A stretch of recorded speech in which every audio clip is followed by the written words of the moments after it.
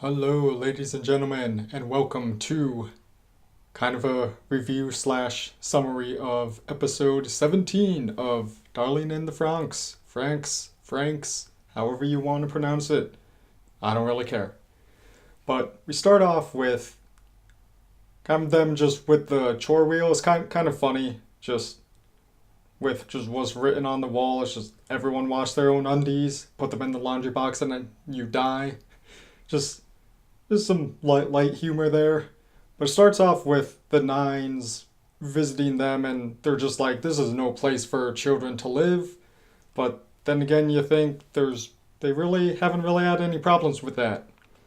So I guess this is really just a thing that nobody knows what it's like to live like that, so they just automatically assume it's difficult or just not correct. Then we have Ichigo just kind of stating about Nani and Hachi that they should know more about what's going on, why they've kind of been abandoned for a month. And they don't seem too worried because they kind of just trust them as their caretakers for really their whole life. Then we cut to this guy. I really hate this guy. Just stop calling 02 Iota. You're really weird and you freak me out. Next, we have cute moment with a headband crown, 02's headband crown. And we also find out that Hiro is just growing horns. Like, okay, well, why is that a thing? Why is that happening? Why is that happening? And they deduce that it could be because you ingested my blood when we were little, 02 says. But that's still not how it works. You don't... unless the blood is diseased, I suppose that's how you can just drink the blood and then you'll get whatever effects it'll give you. But also, why did it take so long? Perhaps maybe riding with 02 in the mechs activated the blood, because that was a long time ago, like 10 years I think about, and it's just happened right now, but who knows. And then they kiss, so adorable. Mwah. But then they talk about that 02 wanted to become human because she thought that would be the only way that she would be able to see Hiro again. This was when her memory was all messed up to begin with. But we find out Papa told her the only way to become human is to kill lots of Klaxosaur. And that's why she's obsessed with killing those. Then another cute derpy moment with Hiro's drawing of the book, The King, kind of just there. I know the feeling. As an art student, I suck at drawing. Even that's better than what I can make. I feel for you, Hiro. Then we cut to kind of the middle of the night. Kokoro is walking around, and then one of the Nines are kind of just sneaking around real short and finds the book that Kokoro took during that beach episode. That when they found the ruined buildings is the thing with the childbirth. And then this little piece of crap again. He's just like, this is illegal. We can't have this and blah blah blah blah. then it gets really really weird. Kokoro's talking to Mitsuru about some weird baby stuff. That's the exact appropriate reaction that I would give. Right on, Mitsuru. Then she tries to take his clothes off and make a baby. Yeah. Sorame sees this and then tells everyone. And then we get to the meat of this. Everything that has been going on. That's right. Papa did not create you guys.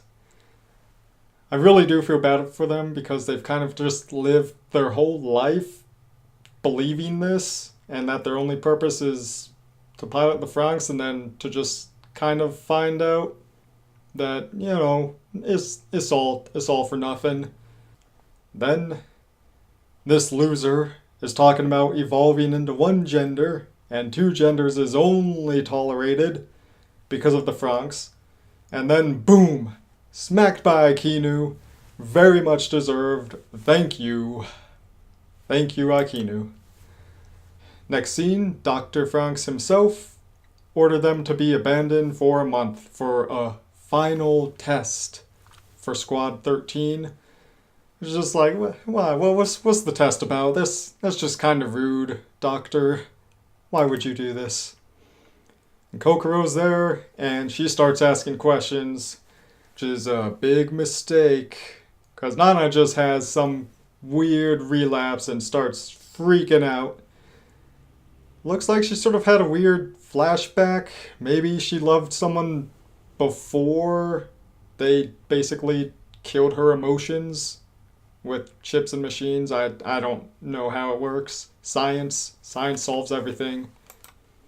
Then Hachi reports this to Dr. Franxx, and he says that's something that really surprised me. He talks about developing humanity's original reproductive instincts and says that goes far beyond my expectations. Granted, this is an anime, so translation may not be perfect, but I think it's pretty close enough. But to me, that means that he expected something to this extent to begin with. That's just kind of what I get from it.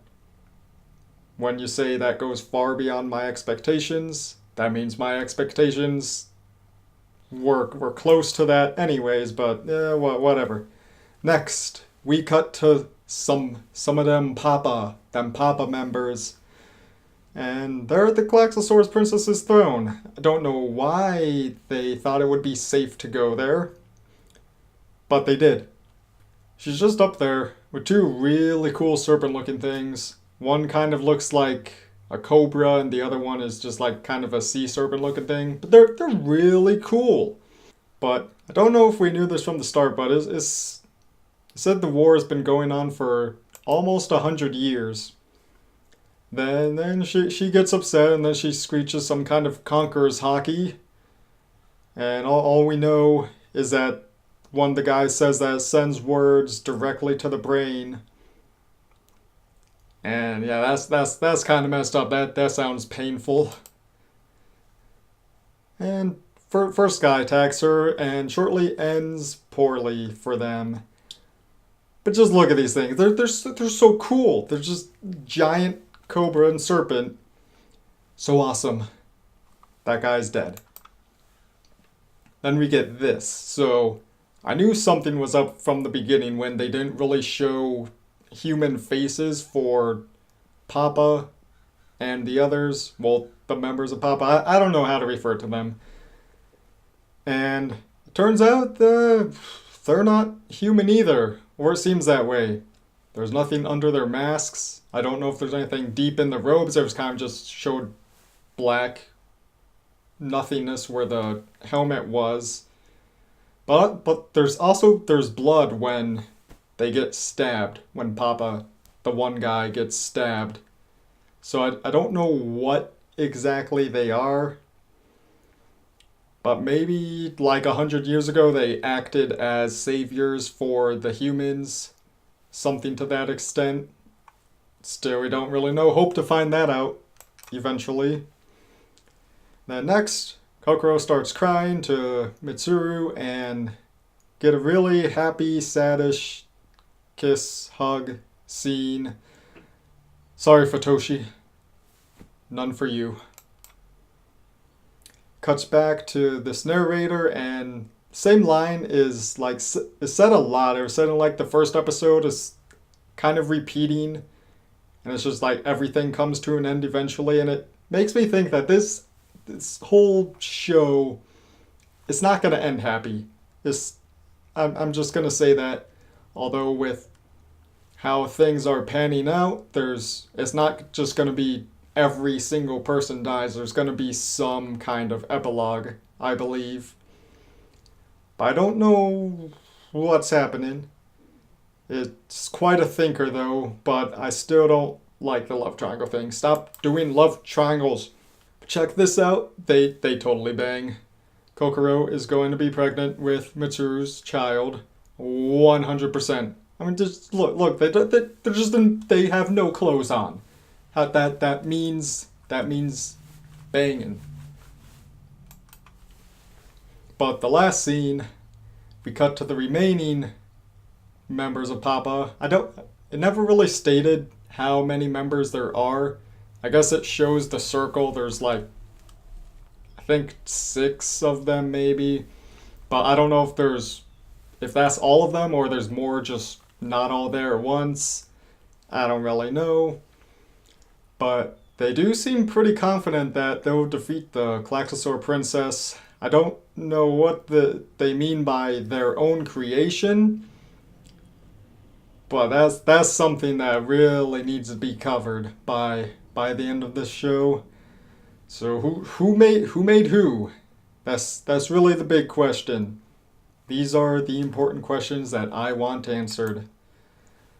The summary is a bit late, like probably 1 or 2 weeks late, but I'm gonna try to do more of these, more on time. But that's all from me. Goodbye, ladies and gentlemen. Will someone get rid of that idiot?